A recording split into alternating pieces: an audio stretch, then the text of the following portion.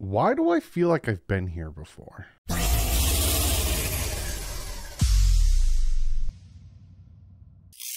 What is up, Fin fans?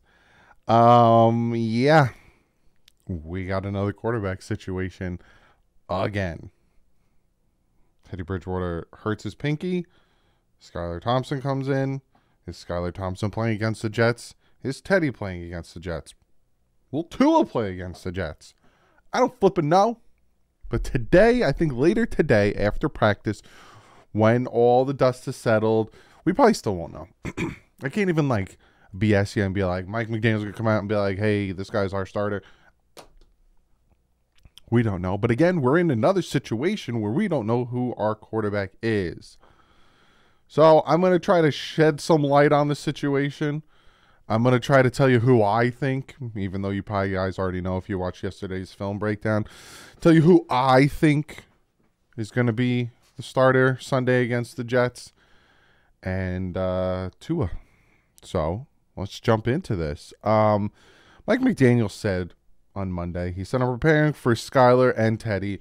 In an ideal world, I'm hoping I have the starter isolated on Wednesday in a perfect world, which again is today. We'll see. They asked about Teddy's pinky, right? A lot of people thought it was broken, dislocated, this, that, and other thing. He said, we'll see as the swelling goes down during the week where he's at.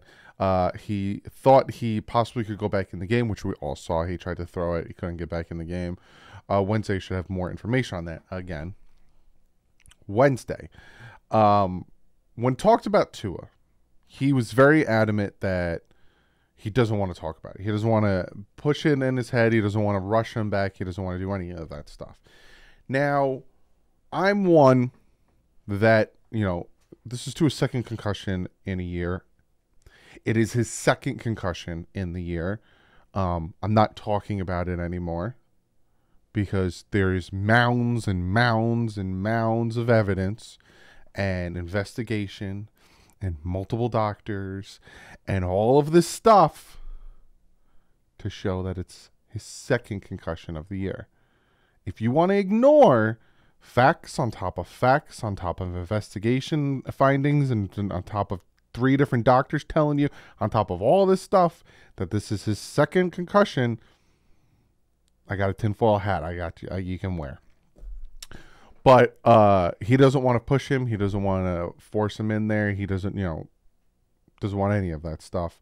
Fox's Jay Glazer reported the Dolphins' hypothetically first-round playoff game is Tua's targeted return. McDaniel says that's news to him. I don't have any timeline, unfortunately.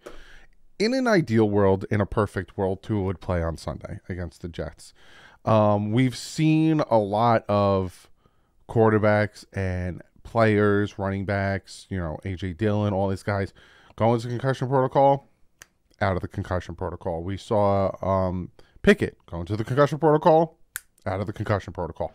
It was Kenny Pickett, literally when he was facing the Dolphins, went into concussion protocol and then less than 24 hours was out of concussion protocol. I've seen such a quick movement, right? And I'm not saying it should happen for Tua. I'm not saying any of that stuff. I don't want people to be thinking oh, Doug, you're going to rush him out of concussion protocol and he's going to get injured again. And then you got to think of the player and the person. That's what I'm saying. But I just find it a little bit funny that some other players are rushed out of concussion protocol. Those other players need to be taken care of. So we don't know what's going on with Tua. I'm going to put the Tua discussion to the side for now. I'm going to get to that. Right now I'm talking about who's going to play because from my understanding, from what Mike McDaniel's saying, from the understanding out there and all the chatters and stuff, it's either Skylar or Teddy is what I know. Now, from what I know, Skylar's fine. A lot of people said that, he had some type of injury. He was fine. He had a bloody nail. He banged his hand. He's fine. And Teddy didn't have a broken pinky or dislocated pinky. It was just swelling. If I'm a betting man, I'm thinking Skylar Thompson is your starting quarterback against the Jets. If that is the case, and I'll go more into this when I preview the game on Friday, if that is the case, and go watch the film breakdown, first and foremost, you need to take your bias out of it. Go watch that film breakdown and take your bias and leave it before you hit play. Because I'm already reading comments, and a lot of people are getting upset that I'm being hypercritical of Skylar Thompson. I said I was going to be in the beginning of it, and I told you why. So if you're going to watch it, listen to what I say at the beginning and then watch it. Because we need Skylar to play better than he did against the Patriots.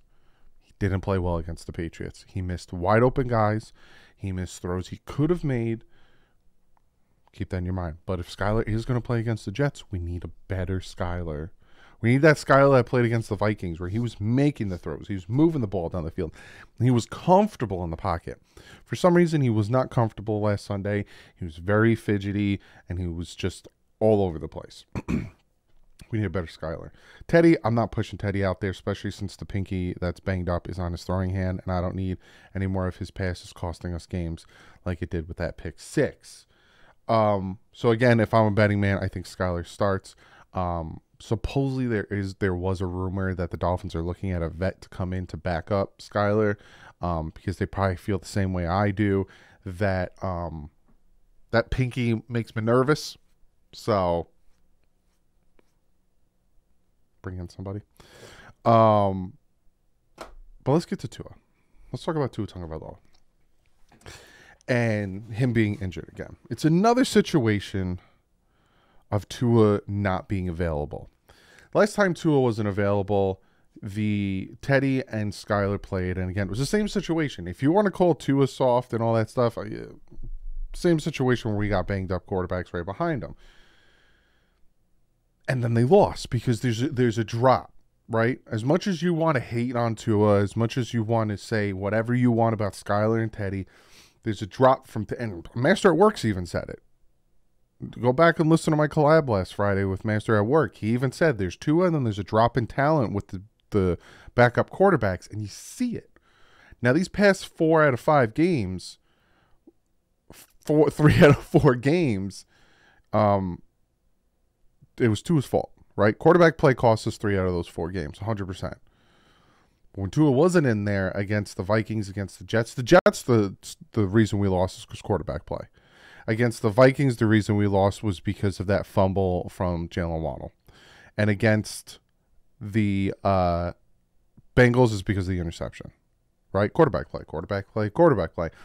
And then against the Patriots last week, the reason we lost was quarterback play.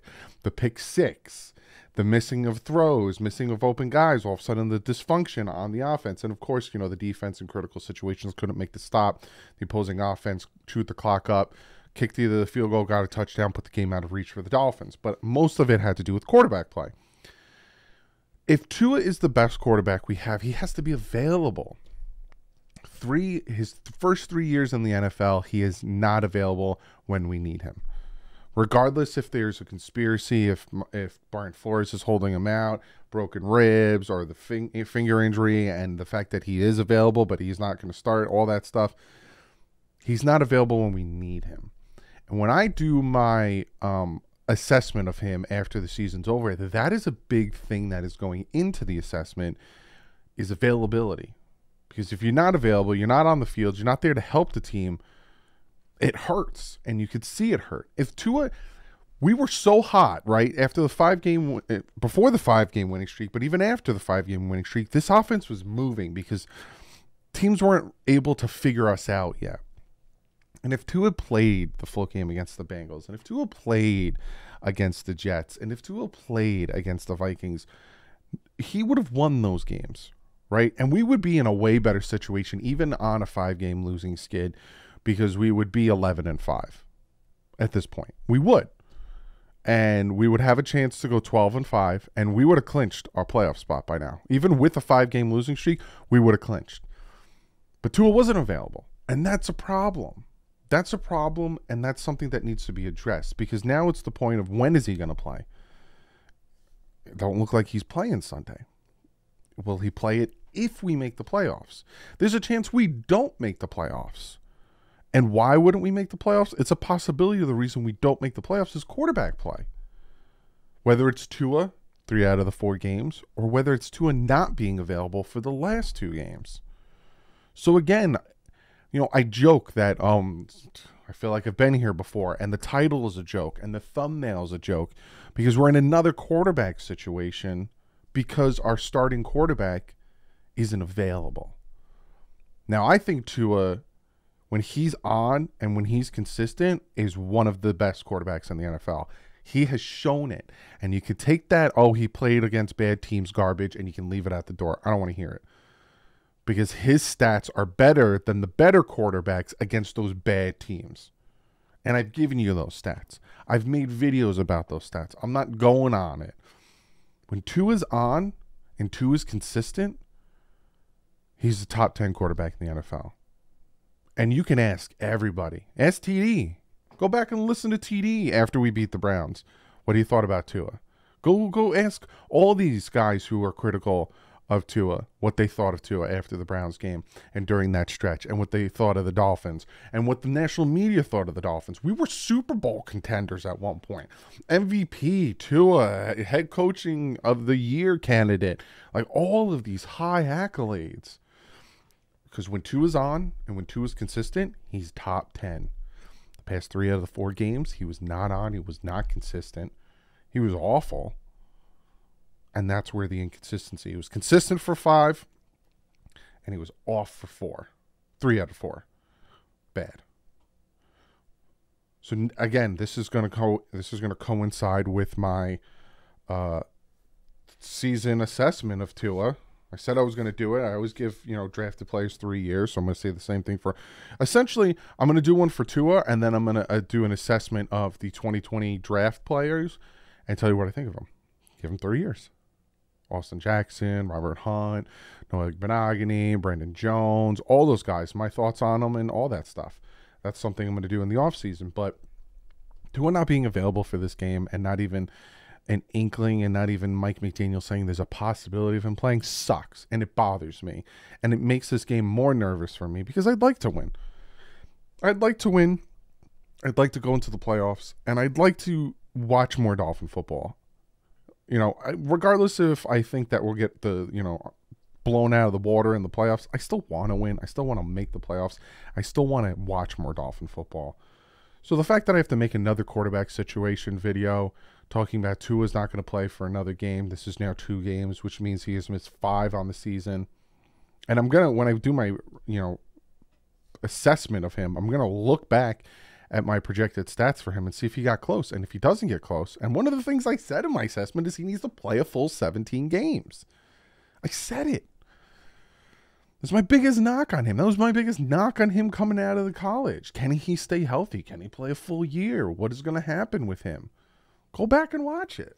That was my biggest knock on him. And that is the biggest knock on him. Now it's up to Skylar Thompson. In my mind, in my opinion, from what I'm hearing from Mike McDaniel and everything, Skylar Thompson needs to play his best game of his short career against a very good defense. Against the Jets team that has nothing to play for when it comes to playoffs, but has a lot to play for when it comes to spoiling the Dolphins' season. Sometimes that is more to play for.